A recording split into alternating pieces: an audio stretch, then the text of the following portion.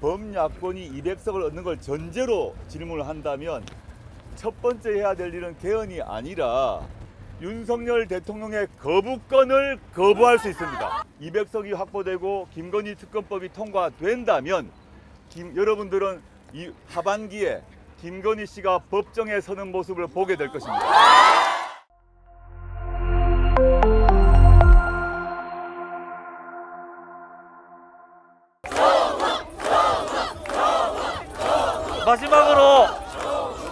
마지막으로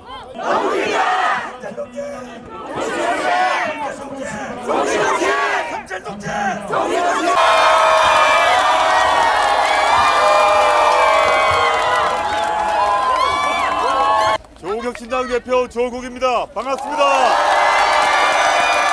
제가 2월 13일 날 부산민주공원에서 창당 선언을 했습니다. 그때를 생각하면서 오늘 선거 하루 앞둔 날 다시 부산으로 왔습니다. 각 지역별로 보면 시민 여러분들이 이런 작은 이런 플랜카드를 또 조그만 쪽지를 스스로 만들어 오시는데 딱 눈에 띄어서 하나 들고 하랍니다. 입틀막, 파틀막도 모자라 구틀막. 복면가왕 구준윤의 봉변가왕. 이게 나라냐고. 똑띠 단디 투표하고 나라 구하자. 압도적, 이 제 말투네. 압도적으로 위하자고. 부산 마 히딱 디비부자. 부산에 집중하시는 이유가 무엇인지 좀 궁금하고요. 이어서 질문하겠습니다. 부산에 왜 집중하느냐? 아주 뭐 1차적으로는 제가 제 고향 오는 게 뭐 문제겠습니까? 윤석열 정권의 무도함과 무능함과 무책임함과 무지함에 대한 분노는 지역을 가리지 않았습니다. 그리고 윤석열 대통령 그 개인이 보여준 언동, 말과 행동에 대해서 많은 국민들이 역시 실망하고 있고 지난 2년간 전국의 많은 시민들이 부산을 포함해서 대한민국의 국격이 떨어지면서 자존심이 상했다고 생각합니다. 이런 점들을 확인하고 있고 이걸 전제로 저는 이제 말씀드리자면 저는 이 변화가 제가 고향이 부산이라서가 아니라 부산에서 출발할 수 있다고 저는 믿었습니다. 그래서 제가 2월 13일 날 창당 선언도 부산에서 했고 그 뒤로 계속적으로 부산을 방문하고 있는 이유가 저는 이게 제 혼자 생각이 아니라 부산이 바뀌면 우리나라가 바뀐다고 저는 확신합니다. 저기 마스크 쓴 시민 요 갖고 계신 종이 카드 한 밑에 간 주실랍니까?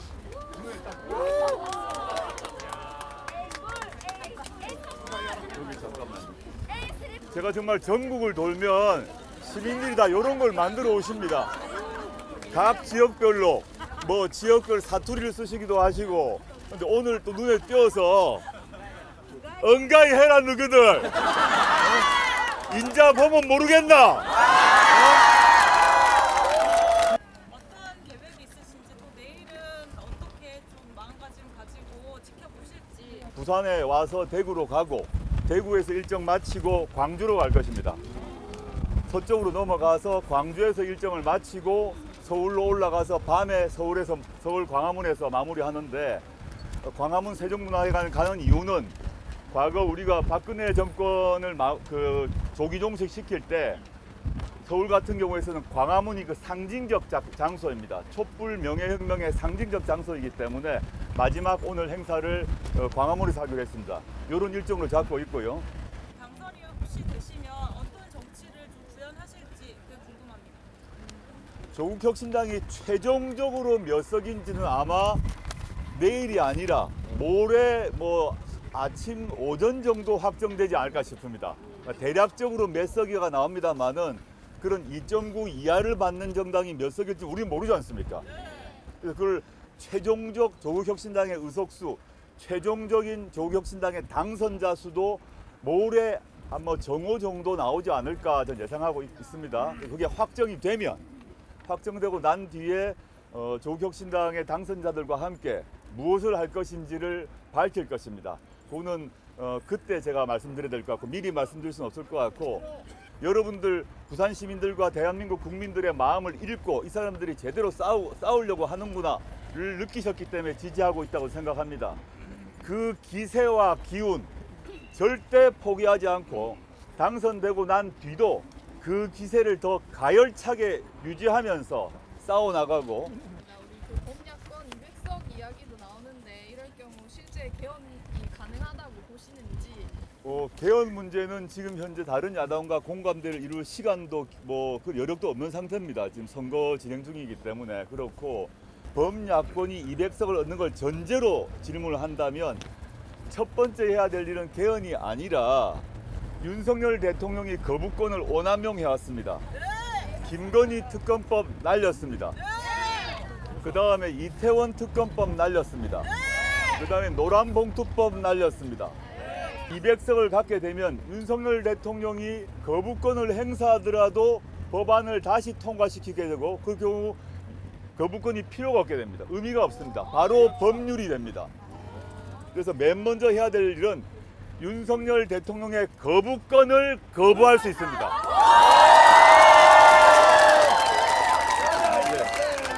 200석이 확보되고 김건희 특검법이 통과된다면 여러분들은 이 하반기에 김건희 씨가 법정에 서는 모습을 보게 될 것입니다. 부산 같은 경우에는 부산민주당에서 이공사건 월드엑스포 국정도 자리를 1호로 지금 사갔습니다. 언론에도 많이 났습니다만 당시 윤석열 대통령 그리고 용산 대통령실에서는 부산 엑스포가 유치된다고 믿었다는 거 아닙니까? 된다고 믿어서 자신만만했다는 거 아닙니까? 그런데 투표 결과 보셨죠? 거기에 엄청난 돈을 퍼부었습니다. 투표 결과를 보니까 한심하기가 이를 데가 없었습니다. 그 많은 돈을 퍼붓고 도대체 압도적으로 졌지 않습니까? 이거는 그런 보고를 누가 했는지 도대체 얼마를 돈을 썼는지에 대해서는 국정조사가 필요하다고 생각하고 그 4일에 국회에서 조국 대표님께서 사회연대 임금제를 이야기하셨을 때 이게 너무 어려운 정책적 얘기인데 설명을 드리겠습니다. 법률로 임금을 깎는 이게 아니고 대기업 노조하고 대기업 기업하고 노사 협상을 하는데 요번에 임금 인상을 8% 해달라라고 합의를 보는 겁니다. 예를 들자면 8%를 하는데 그중 1%는 8% 중에 1%는 그 대기업의 하청기업, 그 대기업의 비정규직 노동자를 위해 쓰자라고 합의하는 겁니다. 그럼 대기업 노조가 1% 양보를 해서 그 1%를 비정규직 또는 하청에 주게 되면 대기업 노조에게 또는 대기업 그 기업 자체에게 정부가 줄 수 있는 혜택을 준다. 요게 하나의 그 제도의 모양이거든요. 검사 독재하고 공보 독재의 차이점이 무엇인지 거기에 대해서 우리가 이제 검찰 독재라고 하는 이유는 뭔가 독재라는 단어를 쓰는 게 그냥 저 사람 나쁜 놈이다 이게 아니라 독재라고 하는 말이 정치학적으로만 따져보더라도 권력의 핵심을 누가 쥐고 있는가에 있습니다. 전두환 때 권력의 핵심을 누가 쥐고 있었습니까? 서울에 보면 맞지 않습니까? 신군부가 쥐고 있었어요. 그때는 곁으로는 국회의원이 누가 됐다 하지만 최종 의사 결정을 신군부가 한 거거든요. 군부 대신에 검찰이 권력을 쥐었다는 말은 뭐냐? 용산 대통령실에 정부의 여당의 핵심적 위치에는 검찰 또는 검찰 출신들이 들어가 있고 그다음에 의사결정에 있어서도 이게 보통 집권 세력이라 그러면 집권 세력이 여러 명이 있을 건데 최종적 결정은 어딘가 딴 데서 하는 것 같다는 거죠. 그게 검찰 독재의 핵심이다. 그리고 그게 반대하는 시민들에게는 총칼 대신에 압수, 수색, 체포, 구속, 세무조사, 이틀막 이렇게 하니까 독재라고 말하지 않을 수 없는 것이죠. 드리면 산업은행 이전에 대한 부산 시민들의 열망이 높은데 일단 공공기관 이전 문제는 산업은행을 떠나서 현재 노무현 정부 이후로 균형발전 정책을 더 강화해야 되고 예컨대 헌법재판소는 시민들이 왔다 갔다 하는 장소가 아닙니다. 아무 필요가 없어요. 그 헌법재판소가 서울의 안국동에 있을 필요가 없고 헌법재판소가 전주에 안 갈 이유가 없습니다. 그 대검찰청이 있으면 대검찰청에 시민들이 다니는 장소가 아닙니다. 소리만 왔다 갔다 하지. 대검찰청이 예컨대 부산이나 대구에 있지 않을 이유가 없습니다. 이런 식으로 또 감사원도 마찬가지고 대법원도 마찬가지입니다. 이런 식으로 지역 균형 발전을 하려면 주요 기관들이 지방으로 가야 된다고 생각을 합니다. 그걸 전제로 말씀드리고, 그다음에 지금 기자님 질문 산업은행 문제인데 그 문제는 제가 아직 상세히 잘 모르겠습니다. 그 부산 지역에서 요구사항이 있는 걸 알고 있고, 그다음에 또 산업은행의 또 입장은 좀 다른 것 같다고 제가 들었는데, 제가 그거는 그 개원 이후에 양측의 입장을 수렴해서 어떤 상황이 들어보도록 하겠습니다. 그 조기 뒤에 그 아주 재밌는 거 만들어 오셨는데 파전은 디비지입니다. 보내주시려면. 정말 끝내주네요. 어제 양산의 홍영석 의원이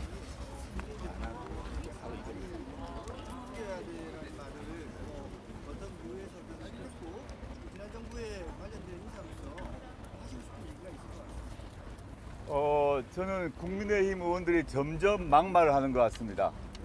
그 윤현이라는 사람이 문재인을 죽여야 된다, 죽여 이런 말을 공개석상에서 한 거 아닙니까? 앵가이 주변아! 진짜 그 정말 막말이 막 나오고 있고, 한동훈 비대위원장도 막 막말을 하더라고요. 저에 대해서 막말도 하고 있던데 많이 급하다. 그리고 많이 쫄린 상태다. 다급하다. 이런 상태 되니까 사람이 마음이 불안해지고 쫄리고 이러면 그때부터 이제 막 튀어나오지 않습니까? 그런 상태로 보입니다. 좀 안쓰럽다 생각을 하고요. 그런 막말을 하는 사람들은 그 양산 유권자들이 심판을 해야 된다 생각합니다.